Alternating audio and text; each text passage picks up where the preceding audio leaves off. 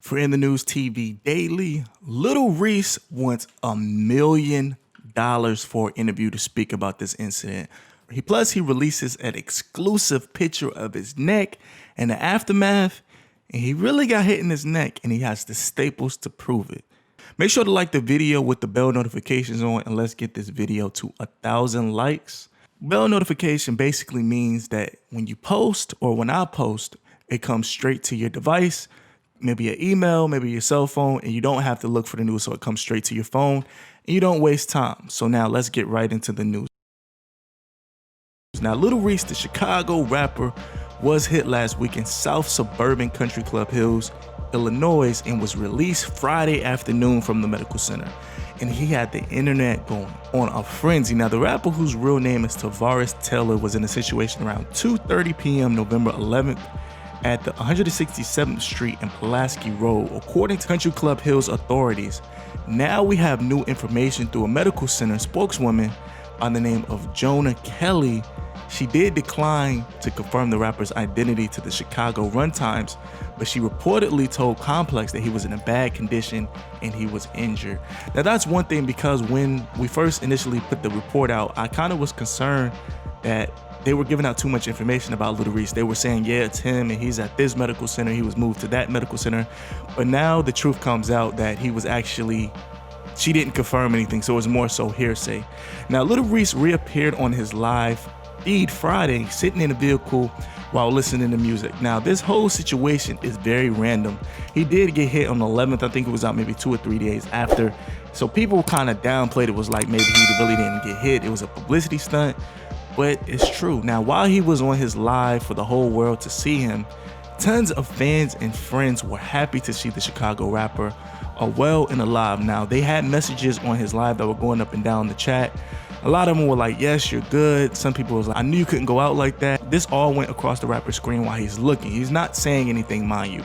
Now, when I reported the story Friday, everyone thought the story wasn't real, but now more reports have been released of that actual video that I played, and everyone believes it now. Now, everyone was amazed that the rapper got out the medical center so quick.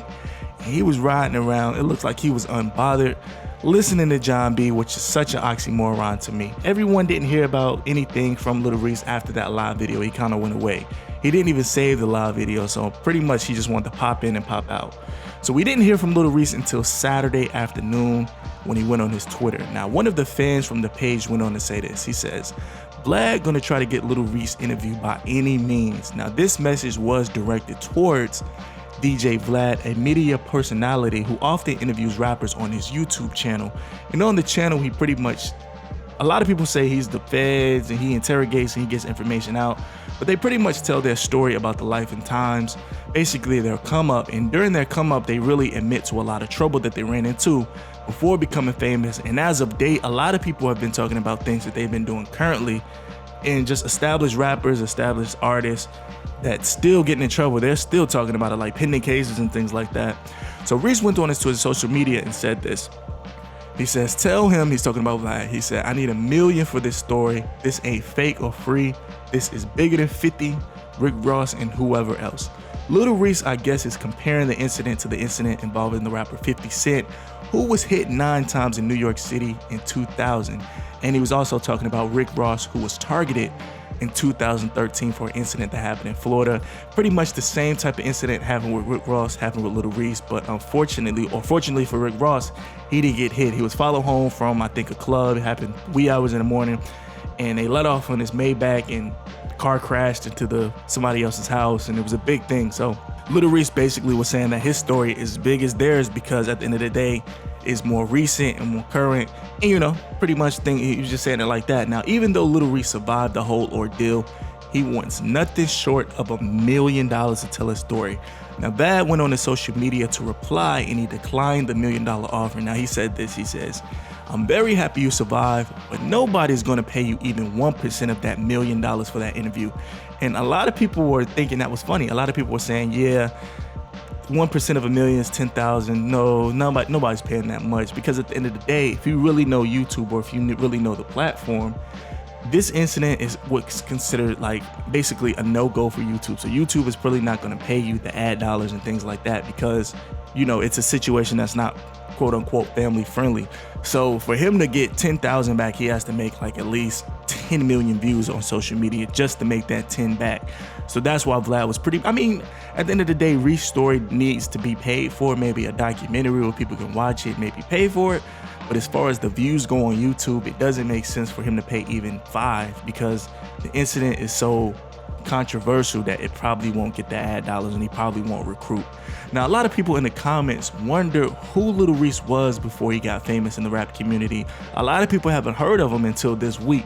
But Lil Reese gained his claim to fame after another Chicago rapper by the name of Joseph Coleman, also known as Lil JoJo, openly feuded with himself, Lil Reese, and his associates. He was and he did pass away after posting a video on YouTube showing him taunting Lil Reese on the streets of Chicago. Now, in the aftermath of Lil JoJo's passing, megastar Chief Keef went to his Twitter to tweet this out. He said, "It's sad because JoJo wanted to be just like us." Now, the rapper Chief Keef claimed after the incident happened that his account was hacked. Now, Lil Reese was also featured on the breakout single with Chief Keef entitled Don't Like, which went very viral. We had everybody on that remix. You had Kanye West, Pusha T, and a lot of more artists. You got to think this is back in like 2012. So, you know, Kanye and Pusha T was scorching hot at that time. Now, the brother to Lil JoJo, who was another rapper by the name of Swag De Niro, went to his IG page after Lil Reese was hit. And during a live video, he played a song called Who Shot You by Notorious B.I.G. While this song is definitely one of the most famous diss tracks in hip-hop history, which was released months after Tupac was hit in Quad Studios in New York City. Now, basically, it's a subliminal message. A lot of people were saying he wasn't talking about Lil Reese. A lot of people were saying it's just a coincidence.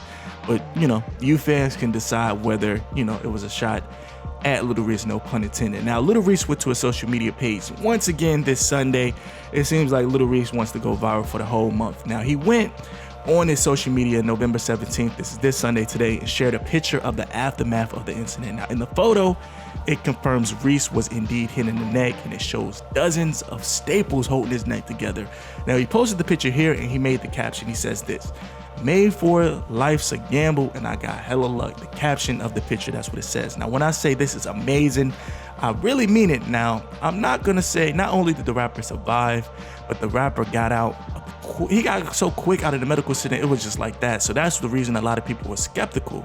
And just looking at the picture, it seems like he was hit directly in the middle of his neck. When people said that he got hit and survived, a lot of people thought he got grazed or maybe a piece of glass or maybe something in the Jeep kind of, you know, trickled and hit him. But no, he really got hit in the neck with the chopper. Now, I'm not gonna lie, I would love to see the interview with Lil Reese and DJ Vlad, where we could get the full story with Lil Reese if he's willing to answer the questions. But if Vlad gives him 10 bands, I'm sure they'll have to have an agreement written down where he has to expound on what actually happened, you know, a couple of days ago. But maybe one of these interview companies will, you know, gather the money. I could see maybe Complex or maybe XXL, or just maybe a team of companies coming together to get the interview. But who knows, maybe Reese will go live and tell his story to the community, all off of love, I guess. Or maybe it was somebody else in the car, maybe one of the close associates to him will just give out the information for free, but I guess we'll have to wait on it. But being that Lil Reese was hit in the neck, do you think this will affect his voice or his ability to make music? I mean, the rapper hasn't physically spoke at all. All of his words have been on social media, and pretty much like they say, a picture or a video can be 1,000 words. So in the video on the live, he didn't say anything, insinuated that he was talking to the ops. They were insinuating that he was in pain. They was insinuating that he was taunting the shooters. So, I mean, at the end of the day, we'll have to see what's going on. But me personally, man, I think this is going to really take Reese off. Hopefully Reese has management in place, and if not, hopefully he can trust someone who can take over and pushed him in a position to be a mega superstar, especially from Chicago. Man, you got to think 50 Cent wasn't popping. Actually, 50 Cent was signed to a label when he was hit, and after he got hit, the company dropped him, and then he had the narrative to tell. They just didn't know what to do with 50 Cent. So once he got hit, they had the narrative to tell, and then he, you know, kind of took off like that. So yeah, man, hopefully Reese can, you know, take off, because at the end of the day, we all are humans and we want to see the best for Lil Reese. So hopefully he can get his mind right, stay out of trouble, and move out of Chicago. A lot of people were in the comments as well saying, Reese, you need to move out of Chicago, get out of Chicago, leave Illinois, this, that, you need to go to LA.